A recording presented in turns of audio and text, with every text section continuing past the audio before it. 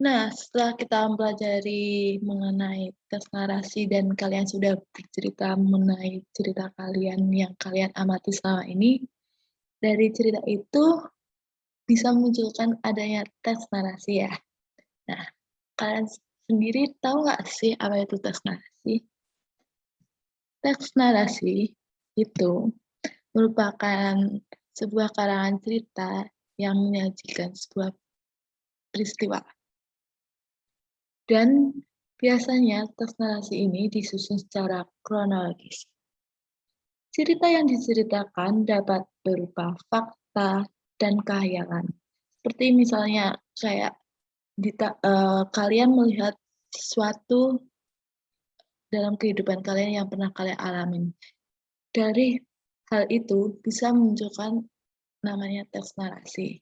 Dari uh, apa yang kalian amati memunculkan adanya teks narasi. Belum tentu teks narasi itu sepenuhnya fakta hal-hal yang kalian lihat, tapi di situ juga pasti ada imajinasi kalian yang mendukung adanya cerita supaya lebih menarik. Nah, apa aja sih contoh teks narasi itu? Contoh teks narasi sendiri ada seperti cerpen, novel, dan biografi. Selanjutnya kita akan membahas struktur teks narasi. Struktur teks narasi sendiri dibagi menjadi 4 bagian. Bagian yang pertama yaitu orientasi, yang kedua komplikasi, yang ketiga resolusi, dan yang keempat reorientasi. Pada bagian pertama, orientasi yaitu bagian di mana menceritakan peristiwa yang terjadi. Pada bagian ini juga menerangkan mengenai waktu, tempat, tokoh, dan sifat dari sosok yang diceritakan. Selanjutnya, bagian yang kedua yaitu bagian komplikasi. Bagian ini yaitu bagian puncak cerita, di mana mulai munculnya adanya sebuah konflik dalam cerita.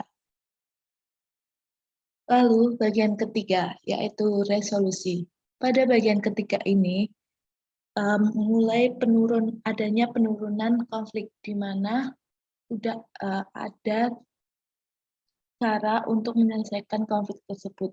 Adanya penyelesaian dari konflik yang terdapat pada bagian konflik. Selanjutnya, pada bagian yang keempat, yaitu reorientasi. Pada bagian keempat ini, yaitu bagian penutup ya. Pada bagian penutup yang biasanya berisikan mengenai pesan moral yang tersirat dalam sebuah cerita tersebut.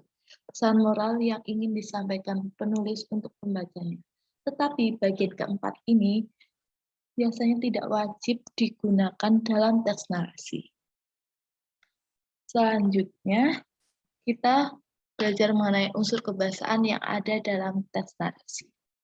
Unsur kebahasaan yang ada dalam teks narasi yang pertama itu yaitu menggunakan majas metafora, biasanya menggunakan majas metafora, dan kedua yaitu kata kerja transitif dan intransitif.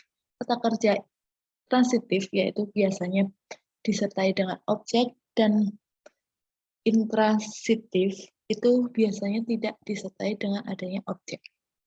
Kata kerja yang tidak disertai dengan adanya objek seperti misalnya adik menangis di malam hari. Itu tidak disertai dengan objek, itu termasuk kata kerja intransitif. Dan itu biasanya juga terdapat di sebuah teks narasi cerita gitu, cerpen, novel, seperti itu.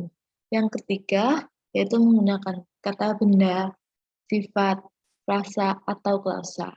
Pada bagian unsur yang ketiga ini memang sering sekali digunakan dalam teks narasi. Yang bagian unsur yang keempat yaitu menggunakan kata penghubung penanda urutan waktu, di mana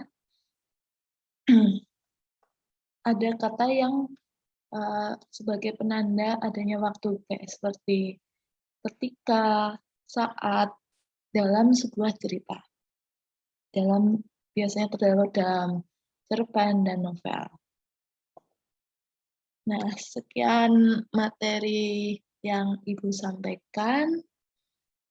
Mungkin ada beberapa pertanyaan yang mungkin anak-anak belum mengerti, bisa disampaikan melalui room pertanyaan yang telah disediakan.